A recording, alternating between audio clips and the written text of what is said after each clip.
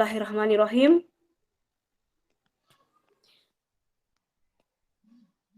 Assalamualaikum warahmatullahi wabarakatuh. Salam sehat dan bahagia untuk kita semuanya. Pertama-tama, izinkanlah saya menyapa Bapak Ibu yang sudah hadir pada ruang tetap maya pada siang hari ini. Yang terhormat, Fasilitator Pendidikan Guru Penggerak Angkatan 7, Ibu RR Sri Wahyu Dianingsih. Yang kami hormati, pengajar praktik Bapak Sunarto dan Ibu Rustiani, dan rekan-rekan calon guru penggerak Angkatan 7 Kabupaten Tulungagung kelas 213 yang selalu mendedikasikan diri untuk kemajuan dan transformasi pendidikan Indonesia. Puji syukur marilah kita panjatkan kehadirat Tuhan Yang Maha Esa, karena berkat rahmat dan karunia-Nya, kita bisa berkumpul bersama di ruang kolaborasi modul 3.2 dalam keadaan sehat walafiat. Perkenankanlah saya Aring Pramukawati selaku moderator membacakan susunan acara sebagai berikut. Pertama, pembukaan. Kedua, doa. Ketiga, pemaparan materi. Keempat, sesi tanya jawab. Dan yang terakhir, penutup.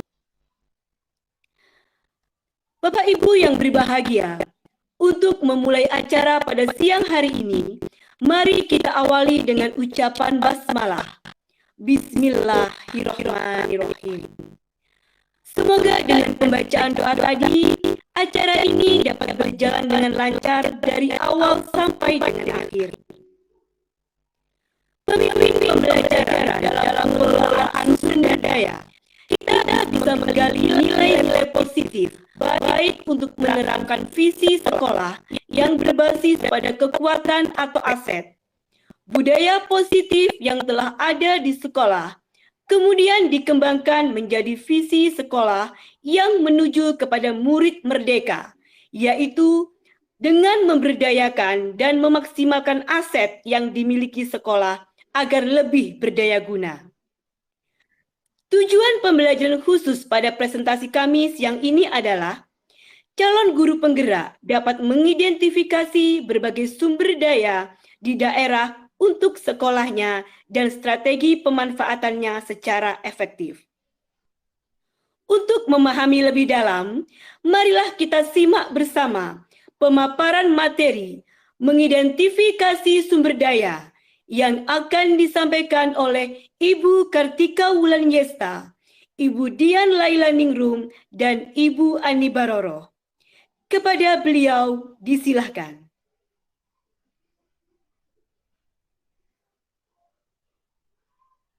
Silakan Ibu Kartika.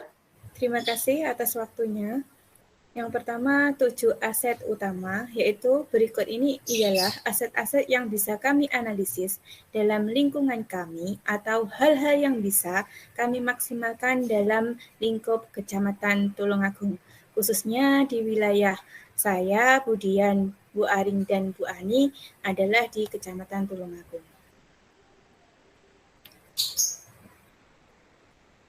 Yang pertama yaitu modal manusia di bidang pendidikan, yaitu kepala sekolah di sini berpendidikan S1 atau S2 sebagai leader, sebagai manajer, kepala sekolah yang berprestasi. Kemudian yang kedua guru, yaitu pendidikan S1 dan S2 bersedik, linier, sebagai garda terdepan pendidikan atau disebut guru berprestasi.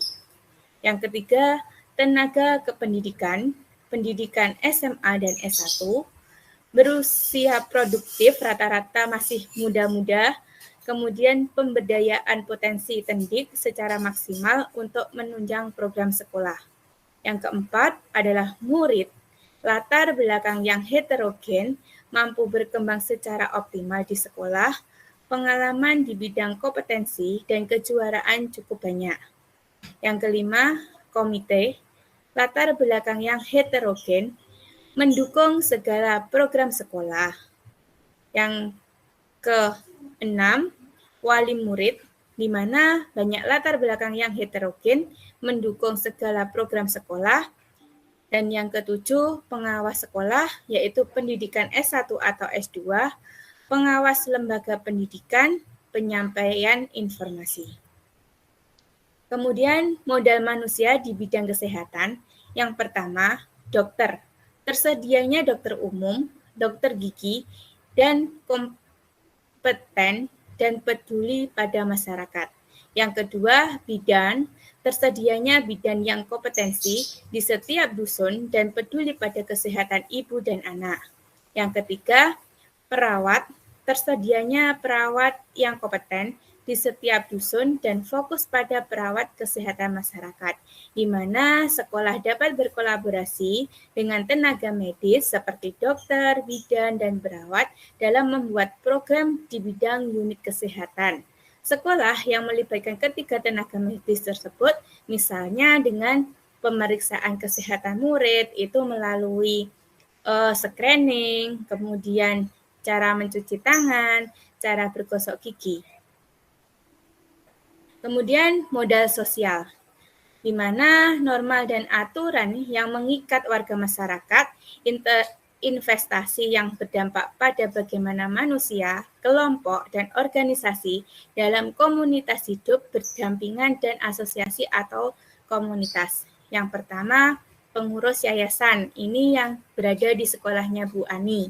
Kemudian adanya yatim mandiri, perangkat di Kecamatan Tulungagung, Gapoktan, itu gabungan kelompok tani, dikarenakan sekolah Bu Ani dekat dengan pinggir kali Ngerowo, kemudian usaha masyarakat kecil dan menengah, itu dari sekolah saya, Budian, kemudian Karang Taruna, Bank Sampah, BNN, RSUD, Puskesmas, Posyandu, Klinik Kesehatan, dan Laboratorium, ada perbankan, di mana itu sekolah kami bekerja sama untuk kegiatan menabung, kemudian dinas perhubungan, perpustakaan, kantor polisi, dan pasar induk, di mana kemarin sekolah saya sudah melaksanakan outing class yang berhubungan dan berkolaborasi dengan dinas perhubungan. Kemudian modal politik, yaitu Kepala UPA SP, membina dan memantau keberlangsungan lembaga sekolah. Yang kedua, pengawas sekolah, memantau perkembangan sekolah, melakukan supervisi dan evaluasi program. Yang ketiga, kepala sekolah, membuat kebijakan yang dapat menunjang pemanfaatan aset secara maksimal. Yang keempat, DPRD, bermitra dengan sekolah dengan membantu merumuskan program penting menjadi perda peraturan daerah. Kemudian yang terakhir, kepala kelurahan, di mana untuk mendukung memaksimalkan program-program sekolah. Modal agama dan budaya, di mana adanya kegiatan hadroh dan sholawat, itu pada sekolah kami. Kemudian qiraat sebagai ekstrakurikuler di sekolah, pembiasaan praktik ibadah atau sholat duha, sholat duhur, kemudian musola di sekolah, masjid di sekitar lingkungan sekolah, adanya pondok pesantren, adanya TVQ di setiap dusun, kemudian madrasah pondok Pelem dan Al-Falah, adanya pondok panggung, ini di areanya Bu Aring dan Budian, kemudian organisasi keagamaan NU Muslimat, Fatayat, kemudian kemarin ada Basnas, Lazismu sama Lazisnu. Sampun Bu Aring. Terima kasih Bu Tika. Silakan untuk Budian melanjutkan. Baik, terima kasih atas kesempatan yang diberikan kepada saya.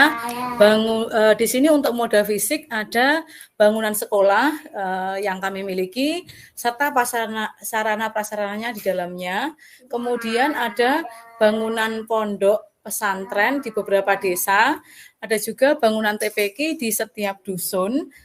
Juga sarana olahraga di sekitar sekolah kami itu ada lapangan sepak bola, ada gor, ada kolam renang, area skateboard lining, kemudian tenis lapangan tenis meja, lapangan futsal, lapangan voli, ada juga lapangan basket. Serta akses sekolah kami juga jalan-jalannya bagus atau tidak kendala untuk akses jalannya. Kemudian lapangan atau sekolah kami sendiri, serta gedung perkantoran dan fasilitas umum yang bisa diakses, termasuk terminal seperti itu. Stasiun juga dekat. Selanjutnya. Di sini ada model lingkungan alam dan pemanfaatannya. Itu ada sungai yang paling dominan, itu ada sungai besar di daerah Lembu Peteng di dekat sekolahnya Bu Ani. Kemudian ada sawah di area sekolah saya, kemudian di sekolahnya Bu Ani, Bu Tika juga dekat, seperti itu. Kemudian ada kebun jati, kebun jambu, belimbing, bambu. Ini kebetulan di lingkungan sekolah kami ada. Kemudian yang ada di pusat kota ada taman kota atau alun-alun, serta kolam ikan dan kebun binatang mini zoo di pendopo yang bisa kita gunakan untuk pembelajaran. Kemarin seperti itu. Lanjutnya Bu. Nah, di sini ada moda finansial.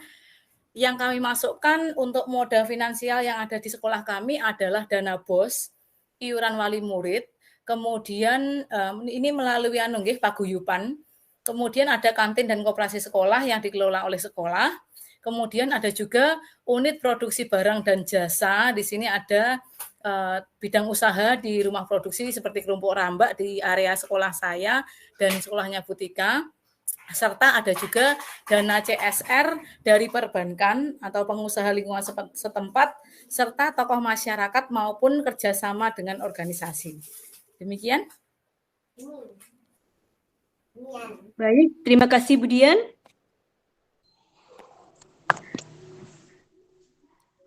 Baiklah rekan-rekanku semuanya, itulah tadi presentasi dari kelompok 2. Kami buka sesi tanya jawab.